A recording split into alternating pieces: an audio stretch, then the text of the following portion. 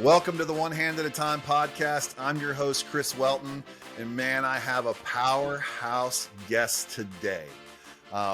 International keynote speaker, New York Times best-selling author, and just the guy that brings me incredible energy every time I hear his voice.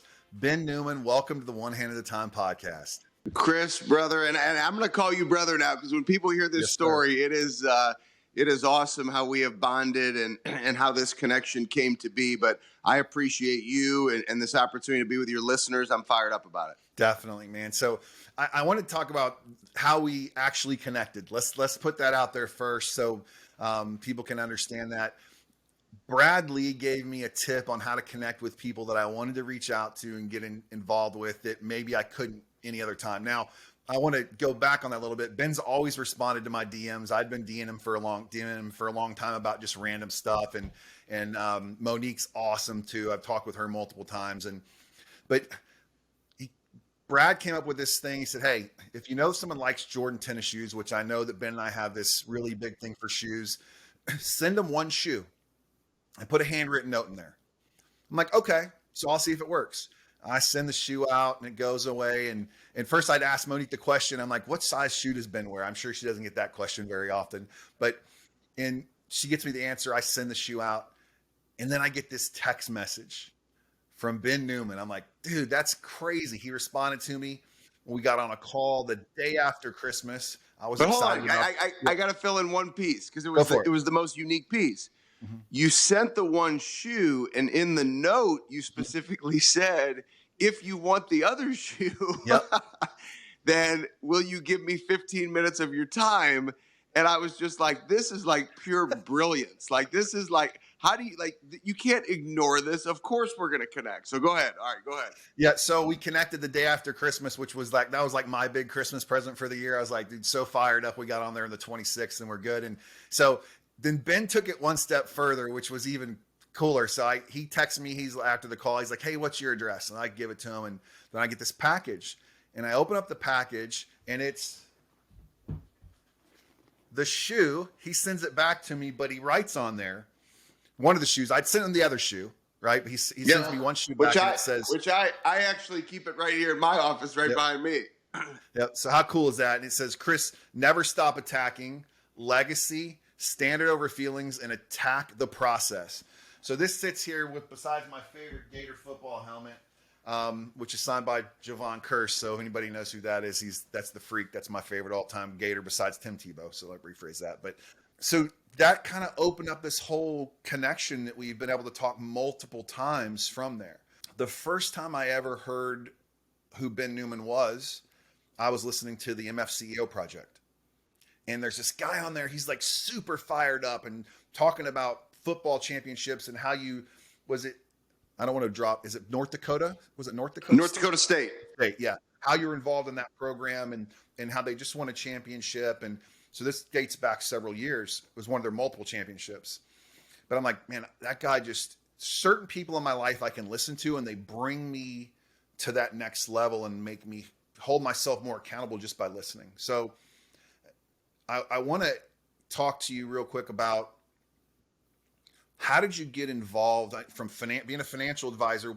How did you give yourself permission to go from the financial advisor to the role you're in right now, which is an extremely high level coach for accountability for athletes and businesses and everything else? How did you say, okay, this is what I'm doing?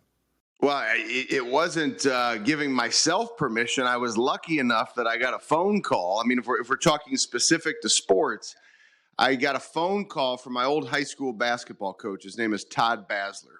And when you talk about impact people have on your life, there's challenge and adversity that we all go through. And how we respond to that challenge and adversity determines the story that we write. But we often need those coaches and mentors in our life to pick us up off that mat of life when we don't feel like going any further. And he was always that for me. Fast forward, and then I'll bring you back. Here we are. I'm a 44-year-old man. I played basketball for this guy 26 years ago. I was texting with him last night. He's still one of my dear friends. He'll fly with me to Kansas State and be on the sideline with me for football games. Like, he still is impacting my life.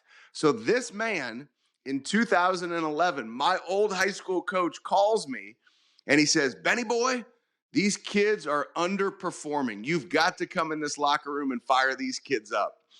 And I was like, okay, coach, I got you. And so I show up to the locker room that night. This is, I'm old enough to be these kids' dad. This is 15 years after I graduate. And I walk into that locker room and he says, we're playing the number 10 team in the city. These kids are way better than what they're doing. Just light them up and cut them loose. And so I pour into these kids and they go and they knock off the number 10 team in the city. Long story short, I went back for years, 8 years, giving back to these kids. They won back-to-back conference championships, a district championship, a Final Four, which had never happened in the state of Missouri for our high school. And Chris, it was because I said yes for no money to my high school basketball coach. And I know there's a lot of people that follow you that are, entrepreneurs and people wanting to get to that next level and people in so many different walks of life because you're an inspiration. And I just want to encourage everybody, whether you're a coach, whether you're an entrepreneur, whether you're a business owner, don't always think about it for the money. Think about is this connected to my passion? Is this connected to my heart? I mean, Chris, can you imagine if I would have been like coach? I mean, I get paid. I mean, I'd already been getting paid to speak for 5 years. I mean, I was a paid professional speaker. I mean, hey, coach, do you have a budget for me to do this? Because I can't just show up. And a lot of people do that. And I just encourage everybody, don't make it about the money. Money is a byproduct of putting your hard work and discipline into what you believe you can achieve day after day after day. So that's how my work in sports started. People think I just showed up in Alabama and was winning national championships with Nick Saban and winning national championships with Chris Kleiman. You got to start somewhere, and mine was my high school basketball team.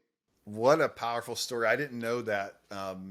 Yeah, and I've had some opportunities. It's funny because we talked very briefly about doing some things, I guess you could say pro bono, when we first talked in December.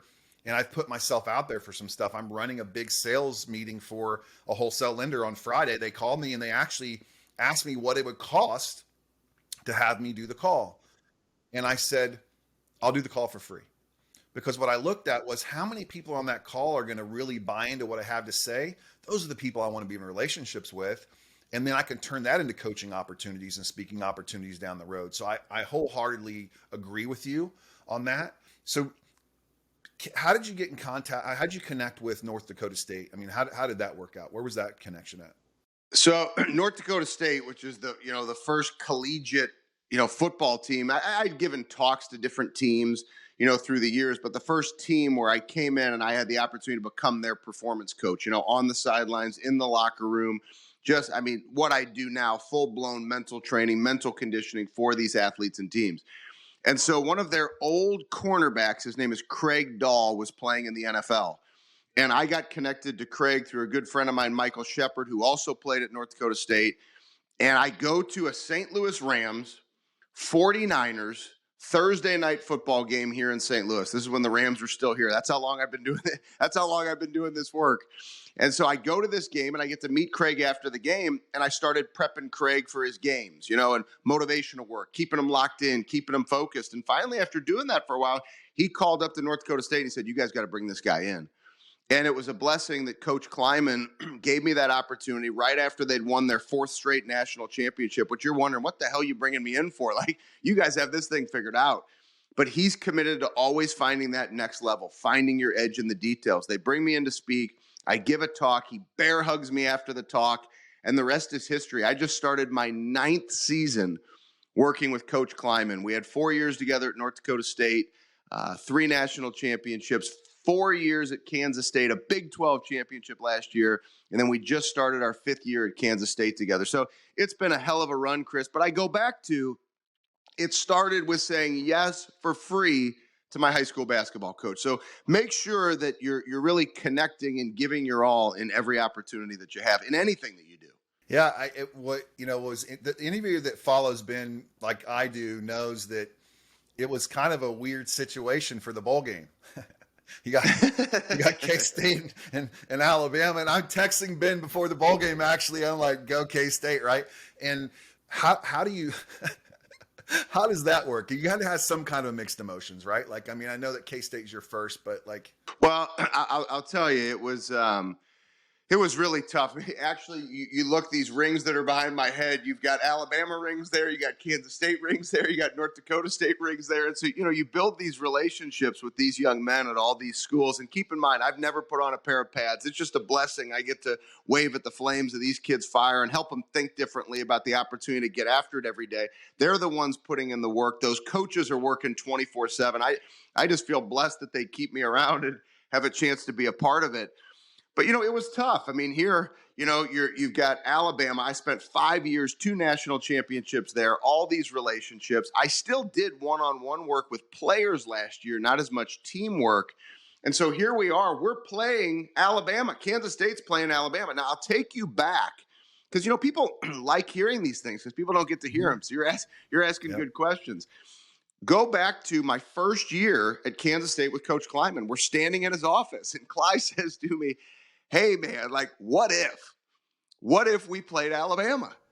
And I said, "Cly," I said, "when we play Alabama," I said, "I will ride with you." I said, "You gave me my first opportunity. I love you like a brother. You've done so much for me. And without that opportunity, I wouldn't have an opportunity to do any of this. I will wear purple and I will ride with you." And I just believe in being a man of your integrity and your word. So when the official Sugar Bowl announcement went out, I immediately texted the players that I worked with at Alabama, the coaches that I worked with, and I let them know the nature of the relationship, the reasoning for my decision.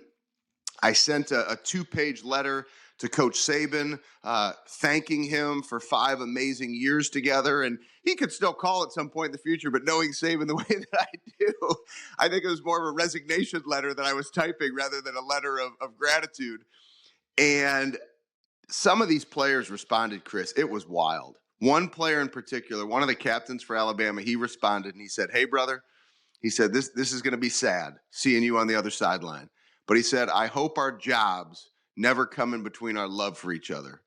And I was like, "Are you kidding me?" Like, this is a college kid that just texted that to me. And sure enough, he and I were taking selfies before the game. That game teed off. He didn't look over at me once on that sideline. And we hugged after the game. And, we've connected since with him preparing for the NFL and being at the combine last week with him. And so, it's one of those things, Chris. I think you got to show up and do things the right way. And when you do it, the meaningful relationships that are meant to be in your life, they're going to be there. And that's why I feel blessed to have a high school basketball coach that's still a mentor of mine 26 years later. And, these young men who have become a big part of my life because they make me better, not because of something I'm sharing with them. It's really unique. And I appreciate the questions because those are tough things that have happened. But I feel like I just wanted to do things the right way. And I hope I did. I'm sure you did. I think the biggest thing I see from you and your relationships with players and just listening to you and the conversations we've had is that I feel you connect with the heart first with people. Like there's this connection internally. It's not about the numbers right away. It's not about these other things. You connect here. You ask the right questions. You asked me some questions right out of the gate on the day after Christmas, and I was like rattled. Like I just thought I was going to say hi to Ben Newman. Like he instantly went after me coaching, which was super appreciated. But that's the difference. Like that's why I'm drawn to you, and I think so many thousands or even millions of other people need Ben Newman in their life because, dude, people don't connect with the heart enough. Like, and I really feel that you just bring it and you make us think outside the box on what's actually possible. And I can't remember which player it was. You were sharing a story with, it was an Alabama player, and it was about doing squats, right? Doing the number of squats. And that squat was going to be Jerry off Judy. in October. Yeah, October or November. And can you tell that story real quick to the people that haven't heard it? Yeah, I always say, and I found this to be true in the world of sports as well as in business. And I get to work with Fortune 100 companies almost every single day. I mean, some of the fastest growing financial firms in the world. I mean, it's been a blessing to do this in sports and in business. These rings aren't just won on playing fields. And so one of the things I believe, sports or business, is what you do today manufactures everything you say you want in the future. And unfortunately, Chris, and you know this to be true, there's a lot of people who tell you how great they want to be. And then when we have a conversation with their action, we find out how bad they really want it. And you walk into an Alabama weight training session, you see some guys that are getting after it and they want it. And I'll never forget, I walk up to Jerry Jeudy, who's now one of the top young wide receivers in the NFL for the Denver Broncos. And I walk up to Jerry, and he's on the squat rack.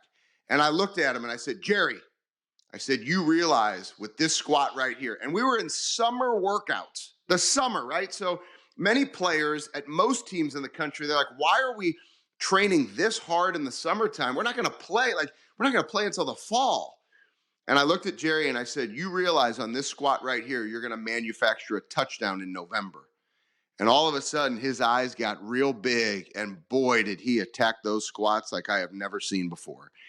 And that's the difference. It's that little subtle difference. And what you shared is what I believe. You got to hit people in the heart first. I know Jerry Jeudy's burn. I know exactly what Jerry Jeudy's burn is. I know how he's wired. I know what causes him to give that extra. So all I was doing that day, since I already knew the heart and the burn, was what's he thinking about? Can I get Jerry to just a little tweak on his thinking? And sure enough, that little tweak, he gives a little bit more. And that's when you see people reach peak performance. When you get the heart and the head and you connect them, they start to attack on the next level, business or sports. Yeah, that's incredibly powerful. And that's one of the, you used that analogy with me when we got out of the gate, you saw the Gator helmet and you're like, but if you do one of the weight room today, you went through the whole thing. I'm like, yep, I got to do something. You're like, it's 26. The year's not over, dude. I'm like, you're right. And so, but let me actually dive into this because I think it's important. What I shared with you was if you were a football player on the Gators football team, you would never walk into the weight room and say to the strength coach after he says, hey, Welton, hey, I need 5 sets of 10 on bench today. You would never look at the strength coach for the Gators and say, hey, man, I'll give you 3 really good sets of 6. You would No. never do that.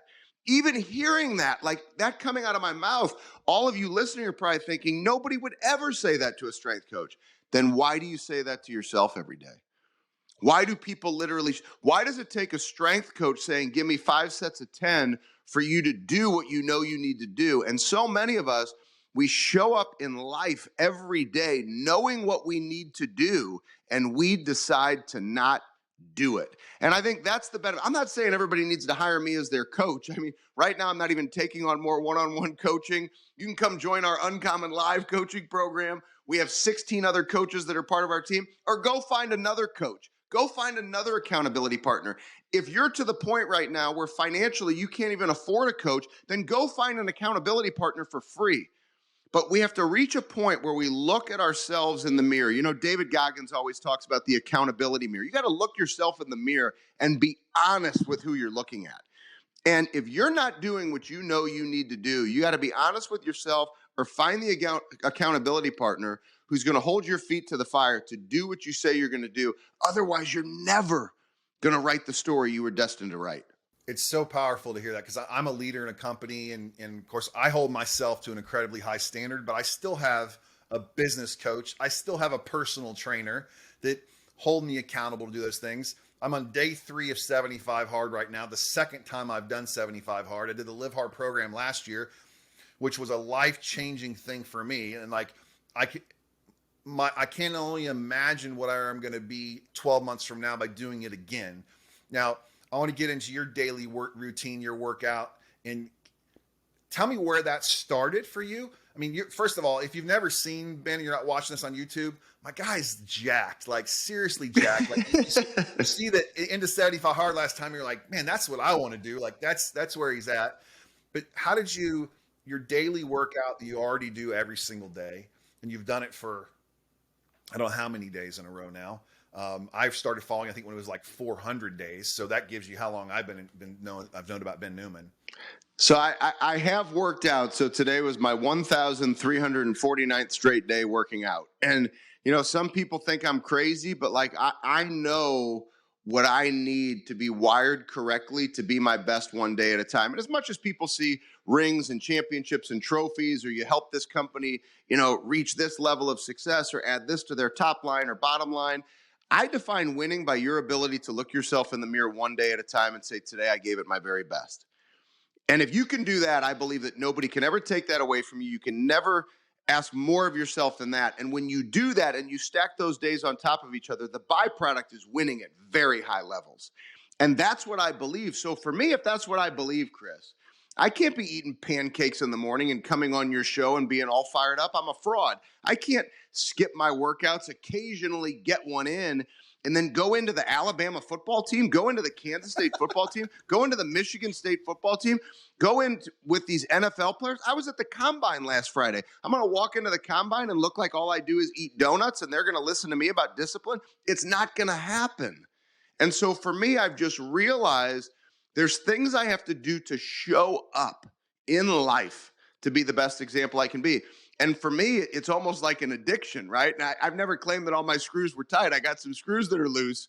But when I say I've worked out every day, I do a 45-minute workout, a 45-minute workout that most people couldn't do one time. There's 10 different exercises from wall sits to 10 minutes of planking every day. I mean, it's a pretty crazy workout. And I take people through it now when they come to boot camps and things. It's a blast.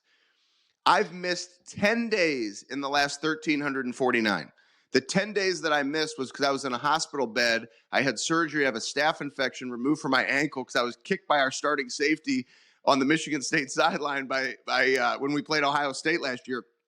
I ended up getting this staph infection. Chris, I still lifted weights. I had my wife bring dumbbells. I did 1,000 curls in the hospital bed. And then when I came home, I did 1,000 curls in the hospital bed when I was on crutches and I couldn't walk. So that's the only 10 days I took off of it. So that's why it's 1,349 of working out. And some of you might be like, this guy is nuts. You're damn right. And I think for you in your life, you have to get to achieve the business things that you want. You better get crazy in terms of how you think and what you're willing to do every day. Physically, if you want to get to that level, that next level for you, you got to get a little bit crazy. And you know what, Chris? This is not for everybody.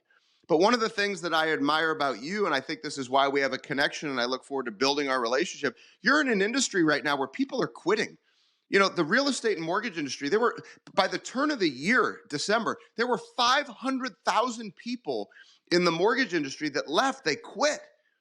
And you're still deciding to lead and to show up. I mean, Chris, that is uncommon. And that's why we connect, because it's uncommon in you not making excuses physically. It's uncommon in you not making excuses professionally. It's you being uncommon and not making excuses in terms of how you serve your family. So I never told you those things. I saved it for this podcast interview. But that's why I admire how you show up in life and why we connect, because you're an uncommon performer. Man, I appreciate that. That I can't even express how grateful I am about that. David Goggins says in his recent book, and I know you've read it because you and I read a lot of the same books. Like I'll screenshot you something to go, hey man, check this out. Anything you're reading, I tend to read. And he says in this last book that just because it's something that you can't do you're not willing to do doesn't mean I'm crazy. Right. And I feel that the same thing. It's uncommon. I'm not crazy. I'm willing to do those things, go above and beyond to be a better version of myself, because I need to do that to take care of the people who count on me. And that's the same way I've done with 75 Hard. And I did the David Goggins Challenge back in September of last year, except I did 50 miles instead of 48 because I turned 50 that week. My feet still haven't recovered from that. That was the craziest thing ever. But now I'm trained to do the Murph. Okay. I'm doing the Murph. I have one arm. I'm going to do the Murph with one arm. So I'm working on that. So I'm going to do as many pull-ups one arm as I can. Then I'll do some adaptive pull-ups. I do adaptive push-ups, but I'm going to do the Murph on Memorial Day. So, and people will say things, you're crazy. No, I just am willing to go above and beyond and do things you're not willing to do. And that's okay. Now, it's like you said, it's not for everybody. One of the things I want to address real quick too is I know you're such a great family man. I see you're all with the kids, and it looks like you make it to as many events as possible, and you're all over the place. When you first started speaking and traveling all the time, I know a lot of times you fly private now, and I don't mean a jet. I'm talking about, I see you in a small little plane sometimes, like almost looks like a crop duster to get where you need to go because you need to go to so many places. How challenging was that in the beginning when you're speaking and that wasn't a budgetary item or that wasn't there? Or did you just sacrifice enough budget to make that work all the time? Well, now it is my largest business expense is private air travel, and I don't say that to impress anybody, but it's to get my time back so I can be home. I probably get an extra 30 nights at home, 30 to 40 nights at home because of choosing to allow that to be my highest business expense. I think a lot of times, oh, he's flying private again. It's like, no, I'm doing that so I can be with my family. It's like whether we kick off at 11 a.m., 3 o'clock, or 7 p.m. at night on a Saturday night. Like, I'm home that night, so I wake up on Sunday to make pancakes for the kids because that's what I want to do. And when I started, that wasn't the case, Chris, but that was part of it. Like, I was thinking big enough. I had these amazing examples of people in my life, Andy Frisella, who would tell me, because he was flying private when I wasn't flying private. And I'd hear him tell stories when we were on the MFCEO together, and he'd be like, at one point in time, like I'd have these pictures of a plane. I was like, man, I'm going to fly private. Now I'll only fly private for the rest of my life in one day. And then now that's what he does. And so I started thinking the same way. And so it's having those people who are ahead of where you are, providing that example of what that means. And so, Chris, I just started working harder every day. And I said, okay, I want to be home more because at North Dakota State, I don't care if you kicked off at 11 a.m. You were not getting back to St. Louis from Fargo, North Dakota until like Sunday afternoon. There was no getting home on Saturday. And so you get tired of that. And you say, okay, if I can outwork this problem and I'm willing to spend that money and I can be home with my family, there's no price tag you could put on that tells me that's not worth it. Yeah, and I knew that was probably the reason why. We'd never talked about it, but me seeing you and watching what you're doing, it's about getting back home, right? And I love that. So as I'm scheduling, I have a lot of travel coming up, so I'm doing everything I can to try to get back as soon as possible. And I will be at that level one day soon that I will be catching those smaller planes and flying private that I need to get where I belong, because home is where I really want to be. But I do have a responsibility to go out there and provide assistance and help other people. So I'm listening to your podcast this morning while I'm on my Peloton, which was awesome. You dropped one on a Monday, which I wasn't expecting that, right? We actually, now we are. So for those of you that do want to tune into the burn, we're going to start dropping them on Mondays now. That's actually going to be the new schedule. Yep. Cool. I'm like, what is this? Because I went to listen to Ed this morning because I was going to do my workout. I'm like, wait a minute, Ben's got a podcast. So I'm like, boom, this is perfect. So I'm listening to it on the Peloton, and I hear about, all I could think of is all these dynasty teams, right? All these dynasty professional teams. And then all of a sudden, how does a dynasty get a number one overall draft pick? Like I'm like, and in my head, I'm hearing, Ben Newman coaching in the first round drafts. And I'll let you tell everybody who that is. She is like next level. As soon as I heard her name, I just started doing research about her. But I want you to introduce her and your new chief growth officer, which is just like, dude, the number one overall draft pick. it's like bananas. Yeah, Brooke Bebo is absolutely incredible. And look, it's a matter of relationships. I was recognized for the fourth year in a row for being a top 50 speaker in the world from Real Leaders Magazine. Brooke was part of the team that created that list for Real Leaders. So she reached out and we were scheduled to do a podcast interview. And sure enough, she sends me this WhatsApp message on a Sunday about, hey, excited for the interview. Just wanted to kind of let you know what to expect. Talk to you then. And she drops in that message. It just so happens that I used to be the VP of growth for Pete Vargas, who, when I went out and spoke for my dear friend Ed Milet at his event in Palm Springs a few months ago, Pete Vargas was the MC. Had dinner with Pete Vargas and Ed. And so it's like all of this comes from, I'm like, what? Like, you used to work for Pete? So when we get on the phone, I just start asking questions like, you worked for Pete? And sure enough, her opportunity at Real Leaders, her consulting opportunity, there was going to be a new door that opened up. And I started asking the right questions. I'm like, I think the door opening needs to be one to our organization and an opportunity for you to partner with us, because she'd worked with Grant Cardone. She'd worked with Tony Robbins. She'd worked with Pete Vargas. She'd worked with Eric Worre, some of the greats in this industry. And, a lot of people knock on our door wanting to do things with our brand, right? It's a growing brand. But here she was, she had this resume. And yes, she was a pageant queen, but she was also a Division I basketball player who also went to Harvard. And so she has this amazing resume and all these people who work. And I'm telling you right now, Chris, bringing her onto the team, she's made all of us better. I've been doing this for 17 years. And she is this critical next piece to help us get to the next level. And it's a blessing to welcome her onto the team. And she's already making all of us so much better. Yeah, look, I'm excited. I can't wait to meet her. Right, I can't wait to meet her and then we'll go right into this real quick as we get to the finish line. Boot camp, in Las Vegas, and as I was thinking this morning, I'm like, you have an opportunity to pay a price for someone to pull back the curtain and help you, give you a roadmap. But then I thought to myself, there's a lot of people that give those roadmaps, but nobody wants to start up the car and drive and follow the roadmap, right? So only a handful of people that'll go there and spend all that money will actually take action and do that. I happen to be the king, self-proclaimed king of rip off and duplicate. So I will be doing that and taking it to the next level. But I want you to share that real quick. And because how can you not take advantage of an opportunity to get into a room with these kind of people if that's what you really want to do, right? If you really want to do something big in your life, here's an opportunity for you. Well, we started doing boot camps back in 2008.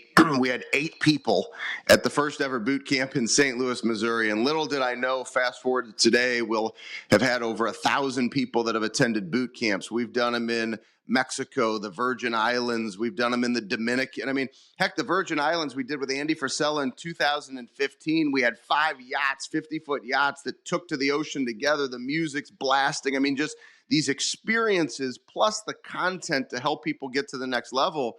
And then we started doing more behind the scenes, helping individuals like yourself pull back that curtain, speaking and coaching practices, all the nuances, the mistakes that I've made.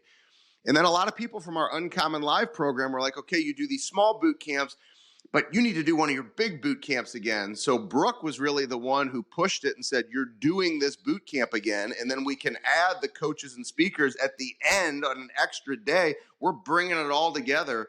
So October 8th through the 10th, it'll be the biggest boot camp we've ever done. It's going to be an amazing experience. You've got Ed Milet and I kicking off on Sunday. The casino in Vegas is building us our own private casino in a ballroom, Casino Royale, James Bond themed night where Ed and I kick off this event. Then you've got Tim Grover, Dr. Gabrielle Lyon, Justin Gatlin, the gold medalist. I mean, it's an unbelievable lineup of speakers, but intentionally designed to help people take on a holistic approach to attacking the next level. Not just a bunch of motivational speakers, not just a bunch of speakers with big names. It's everybody was selected because there's something they deliver that everybody needs in their life to truly approach life holistically, from nutrition to mental to financial to marketing and branding. And then we'll do the extra day for the speakers and coaches, which I can't wait for you to go through that experience. And so, Chris, I'm so fired up about it. It's going to be an incredible experience. Yeah, I am too. And plus, they get to meet Chris Welton if they go, so that's a bonus, right? That you can meet me there because I'll be there. Yes, sir. Center. But Ben, I just want to say again, man, thank you so much for being so receptive to communicating with me and putting out that free content every day. You're right. Some people can't afford coaching right now, or they have limiting beliefs where they don't want to invest in themselves. Take to YouTube, find somebody that's where you want to be, follow them, DM them. A lot of people will respond and interact with you. That you have send them a shoe, for God's sakes. Do something to get their attention. Hey, I've got some big shoes that are going out this week. A couple big players too. We'll see how that works. So far, I'm 3 for 3. Damon West, Ben Newman, and Logan Aldridge, who's the one-arm Peloton athlete. Love it. Peloton. Him and I have become super close, which has been really great. And I think it just comes down to understanding where you want to go, not being afraid to take the steps to get there, giving yourself permission to go after it. I'm a 50-year-old man. I'm chasing my dreams at a higher level than I ever have in my life because first I have the support from a wife who's incredible, but I found people who are receptive to being part of that growth. And I can't wait till I share a stage as a keynote speaker with Ben Newman, because that will happen. You guys will play this back and go, remember that? Yeah, exactly. That will happen because I'm focused on it, and my standards over feelings every single day, or as you would say, every damn day, it helps me get there. So Ben, what's the best way for people to reach out and follow and get more Ben Newman? Instagram at Continued Fight. I mean, that's where you can learn about the events and speaking and coaching and all those things. And you're actually getting me. I'm the one who's on there with posts and you're getting my thoughts and I'm choosing the pictures that go on. And, our team helps with videos and technology things. So I'm not good at that, but the pictures are intentional, the captions are intentional, and you're engaging with me. And that's a big difference. And I know that doesn't surprise you, Chris, but come to Instagram and let's engage. Let's take it to the next level in your life. Yep. Thanks again, brother. I cannot wait to see where this relationship goes, man. You've been pivotal in my decisions lately. Thank you so much. Thank you for sending the shoe. I appreciate you, and let's see where this goes, brother. Thank you. Thank you so much for tuning in to the One Hand at a Time podcast today. If you enjoyed the episode, please subscribe and share. I'm often asked if I'm available for speaking opportunities or accepting new coaching clients. The answer is yes. Feel free to click the Calendly link in the show notes to set up a 30-minute call with myself. And remember, as we move forward in life, we do it one hand at a time.